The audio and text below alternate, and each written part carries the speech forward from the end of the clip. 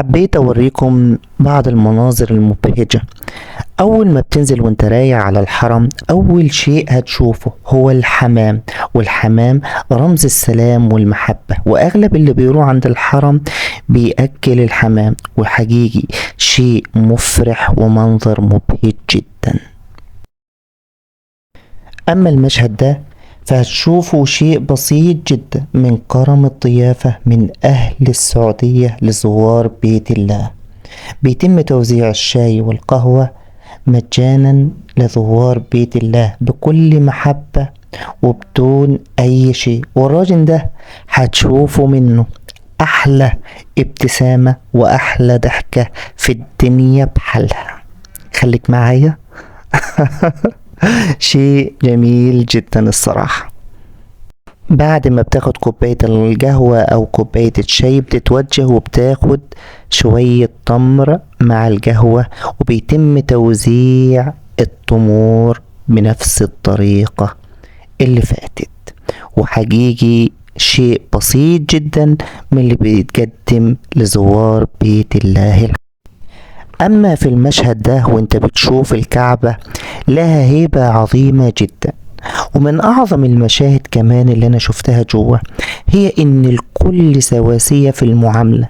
محدش عارف جوه الحرم إن كان ده قاضي ولا وزير ولا مهندس ولا رئيس، الكل سواسية في المعاملة، والحب كله بيجمعهم، والمحبة والإيمان فقط لا غير.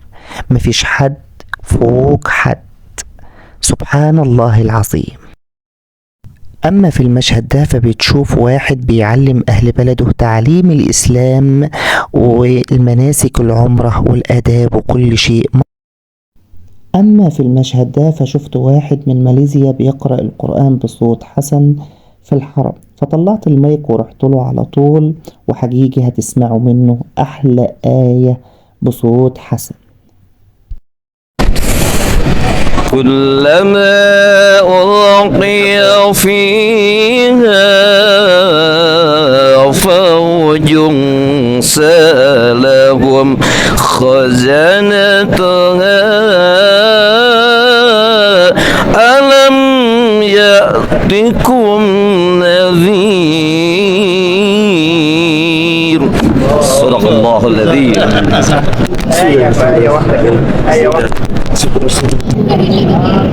أما في المشهد ده فبتشوف الأطفال وهم بيأدوا العمرة مع الآباء والأمهات. وفي المشهد ده بتشوف بعض الأطفال بتلعب، بس لعب بهدوء وبسكينة، مش اللعب بتاع الأطفال اللي هو موجود الأيام دي يعني. بس حقيقي شيء مفرح وشيء كويس جدا، مش مقيدين أبدا. ده من أعظم المشاهد، سبحان الله العظيم. بتشوف فيه الإنسان بيخلع عن نفسه رداء العظمة وبيلبس رداء التذلل والتضرع إلى ربنا سبحانه وتعالى. سبحان الله العظيم. الناس بتبكي بين إيدين ربنا وبتلجأ إليه وحده. ده من أعظم المشاهد. الأمانة، أي شيء كان بيضيع بيتن مكانه في الحرم أو بيتسلم للشرطة، والشرطة بتسلمه للناس، مفيش بعد كده أمان. وفي المشهد ده بتشوف توسعات الحرم والشغل اللي بيتعمل فيه، دايما أفكار جديدة وتوسعات دايما بتخدم الحرم والمعتمرين والحجاج، والشغل دايما شغال، سبحان الله العظيم. أما في المشهد ده فبتشوف النظافة والاهتمام بكل شبر في الحرم، وما اقدرش اقول فيهم غير انهم عاملين زي خلية النحل، كل واحد عارف شغله بيعمل ايه بالظبط، حاجة فوق الوصف والخيال، سبحان الله العظيم.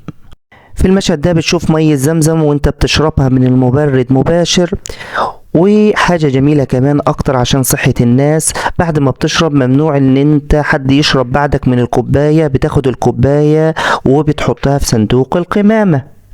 اما المشهد ده فمن اعظم المشاهد. ليه؟ كل الناس دي من كل الاجناس في الارض، ومحدش يقدر ينظمهم الا بتعليم الاسلام. زي ما هتشوف في المشهد اللي بعده، ساعة ما يقول المؤذن الله أكبر، الناس ديت بتيجي في صف واحد للصلاة.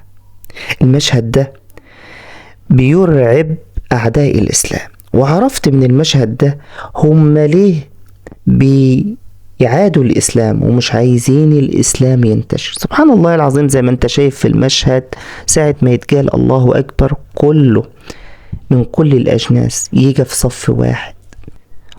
لو المسلمين رجعت لتعاليم الإسلام الأصلية كانوا يمتلكوا الدنيا بأجمعها. يعجز اللسان إن هو يوصف المشهد ده بيتكلم عن نفسه. وفي النهاية مقدرش غير أضرب تعظيم سلام للسعودية، للي بتقدموا البيت ربنا والحجاج والمعتمرين، جزاهم الله خيرا